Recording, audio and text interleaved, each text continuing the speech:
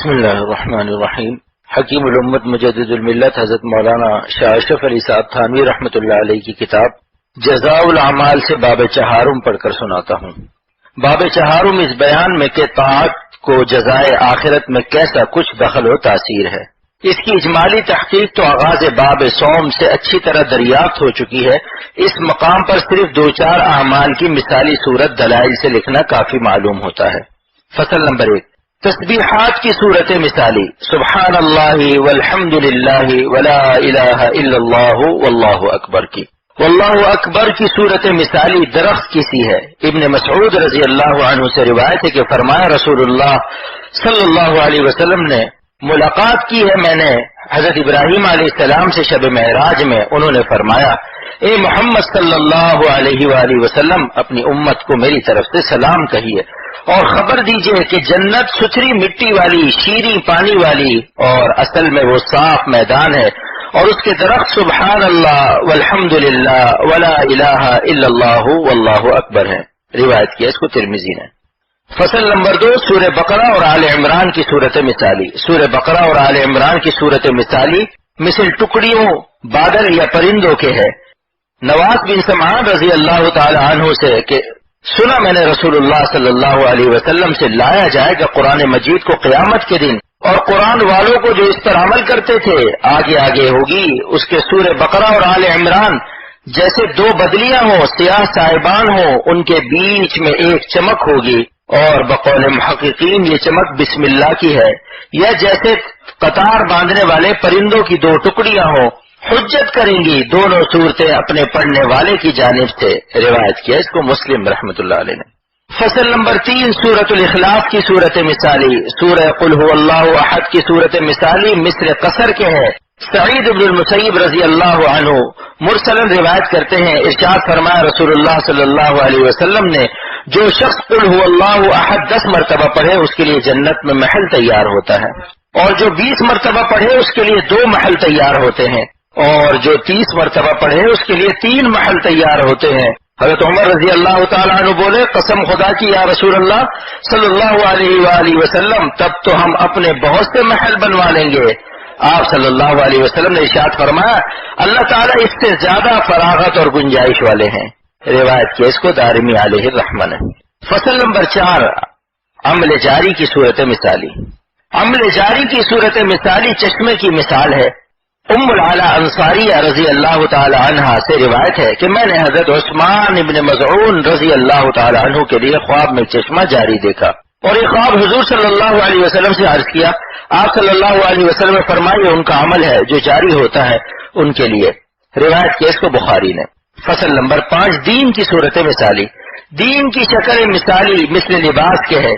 ابو سعید خدری رضی اللہ عنہ سے روایت ہے کہ ارشاد فرمایا رسول اللہ صلی اللہ علیہ وسلم نے میں خواب میں تھا کہ لوگوں کو اپنے روبرو پہ پیش ہوتے دیکھا کہ وہ کرتے پہنے ہیں. کسی کا کرتا تو سینے تک ہے کسی کا اس سے نیچے.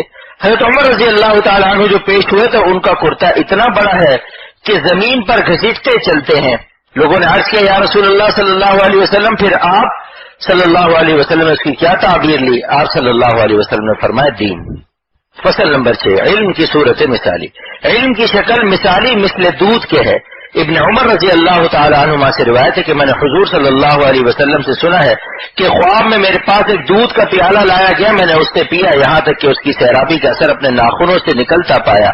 پھر بچا ہوا حضرت عمر رضی اللہ تعالی عنہ کو دے دیا.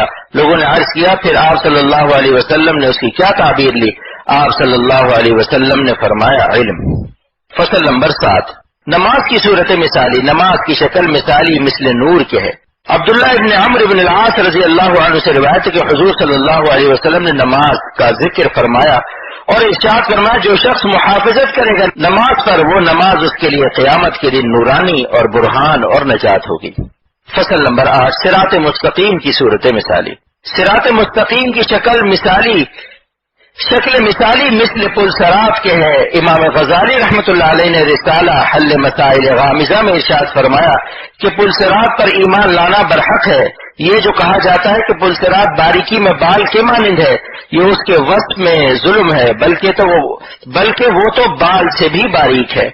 اس میں اور بال میں کچھ مناسبت ہی نہیں جیسا کہ باریکی میں خط ہندسی کو جو سایہ اور دھوپ کے مابین ہوتا ہے، نہ سایہ میں اس کا شمار ہے نہ دھوپ میں، بال کے ساتھ کچھ مناسبت نہیں، پلسرات کی باریکی میں خط ہندسی کے مثل ہے جس کا کچھ عرض نہیں، کیونکہ وہ صراط مستقیم کی مثال پر ہے جو باریکی میں خط ہندسی کی مثل ہے، اور صراط مستقیم اخلاق متضادہ کی وسط حقیقی سے مراد ہے، جیسا کہ فضول خرچی اور بخل کے درمیان وسط حقیقی سخاوت ہے۔ تہور یعنی افراط قوت غضبی اور جبن یعنی بزدلی کے درمیان شجاعت، اسراف اور تنگی خرچ کے درمیان میں وسط حقیقی میانہ روی ہے، تکبر اور غایت درجے کی ذلت کے درمیان تواضع، شہوت اور خمود کے درمیان میں عفت، کیونکہ ان صفتوں کے دو طرفے ہیں، ایک زیادتی دوسرے کمی، وہ دونوں مذموم ہے، افراط اور تفرید کے مابین وسط ہے، وہ دونوں طرف کی نہایت دور ہی ہے اور وسط میانہ روی ہے، نہ زیادتی کی طرف اور نہ نقصان کی طرف، جیسا خط فاضل دھوپ اور سایہ کے مابین ہوتا ہے، نہ سایہ میں ہے نہ دھوپ میں۔ جب اللہ تعالیٰ اپنے بندوں کے لیے قیامت میں صراط مستقیم کو جو خط ہندسی کی طرح جس کا کچھ عرض نہیں ممثل کریں گے تو ہر انسان اس صراط پر استقامت کا مطالبہ ہوگا۔ پس جس شخص نے دنیا میں صراط مستقیم پر استقامت کی، افراط اور تفرید یعنی زیادتی اور کمی دونوں جانبوں سے کسی جانب میلان نہ کیا، وہ اس پل صراط پر برابر گزر جائے گا اور کسی طرف کو نہ جھکے گا، کیونکہ اس شخص کی عادت دنیا میں میلان سے بچنے کی تھی، سو یہ اس کا وصف طبعی بن گیا، اور عادت طبیعت کا خاصہ ہوتی ہے، سو صراط پر برابر گزر جائے گا۔ اور ان دلائل سے معلوم ہو گیا ہوگا کہ کارخانہ آخرت کا غیر منظم نہیں ہے کہ جس کو چاہا پکڑ کر جہنم میں پھینک دیا، یوں مالک حقیقی کو سب کا اختیار ہے، مگر عادت اور وعدہ یوں ہی ہے کہ جیسا کرو گے ویسا پاؤ گے۔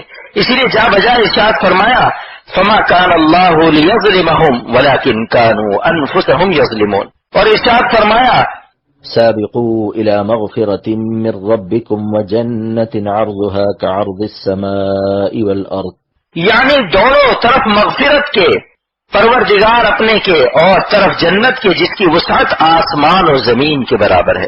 یہ ہمارے سمجھانے کے لیے فرمایا، سو اگر جنت میں داخل ہونا بالکل غیر اختیاری ہے تو اس کی طرف دوڑنے کو کیسے حکم فرمایا ہے؟ یعنی اس کے اسباب اختیار میں دیے ہیں جن پر دخول جنت حسب وعدہ آیا مرتب ہو جاتا ہے۔